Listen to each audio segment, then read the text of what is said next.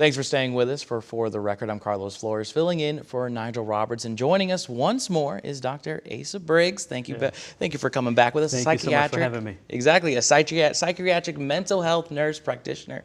And Dr. Briggs, some of the recent studies have shown that incidents of mental health issues have been more prevalent in communities of color. Can you kind of go into that, and how often people are experiencing some mental health struggles? Absolutely. It would say 1 in 4 individuals are dealing with some mental health issue at any given time. And so that is not just for the mainstream culture, but that also is for individuals who are growing up in African American communities. And so what we're seeing is not necessarily an increase in the individuals having mental health issues, but an increase in the awareness of individuals who are suffering in the margins. And so I think that that's an important point, because the data would say that Black or African American individuals are suffering at the same rates as mainstream individuals in America. But I think oftentimes, because of the dearth of resources and the lack of access to care, is that we don't hear about those things as often.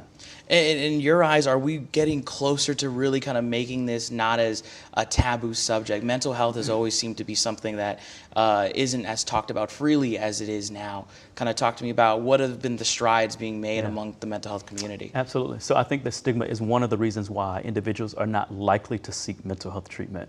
And so one of the ways that we're getting rid of that stigma is doing interviews like this.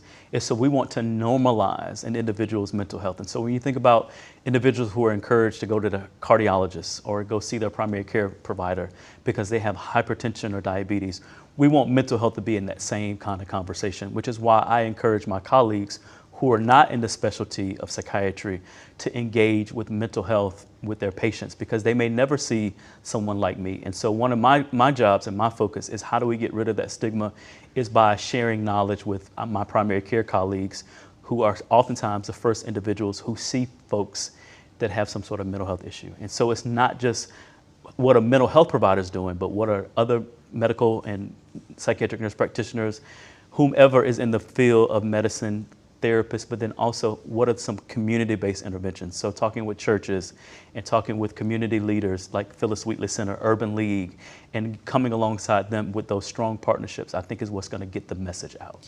And I know when it comes to talking about mental health, there's usually generational gaps, age gaps.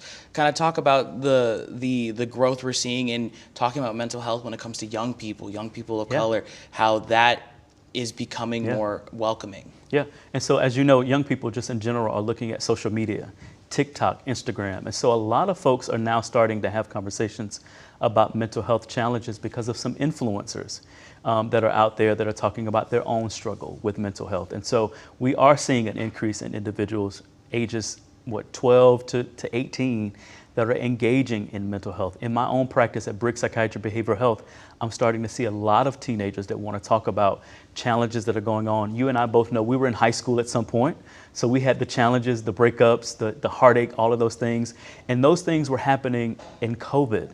And so individuals did not have outlets of basketball games and football games. And so a lot of them were isolated dealing with some of those mental health challenges.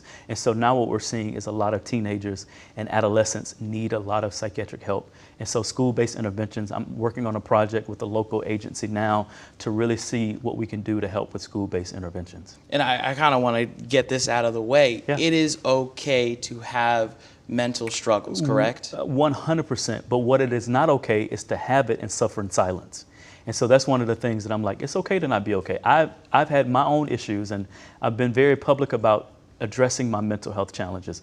And so when you hear people that are in the profession, you hear athletes and entertainers that are now talking about mental health challenges, then it does get rid of the stigma, and it does open up opportunities for conversation that once did not happen. So it is okay to not be okay, but don't just be okay and suffer in silence. And is there something that families can kind of do to kind of go through this journey together, so they can all grow from something like this? Absolutely. And so families can come to therapy together. There are therapists that do marriage and family counseling. But then I'm also a part of NAMI, which is National Alliance of Mental Illness. And so NAMI has a robust offering and programs for individuals who are family members of folks that have mental health challenges. And so they provide services and groups and things of that nature. So again, it's something for the entire family. Well, thank you so much, Dr. Briggs. You did phenomenal. Still to come on For the Record. and it's just an overall great experience. I wouldn't trade it for the world. She's phenomenal on the court, but her students would say the same of her time in the classroom. How a Clemson basketball player is shining in all aspects of her life, in case you missed it.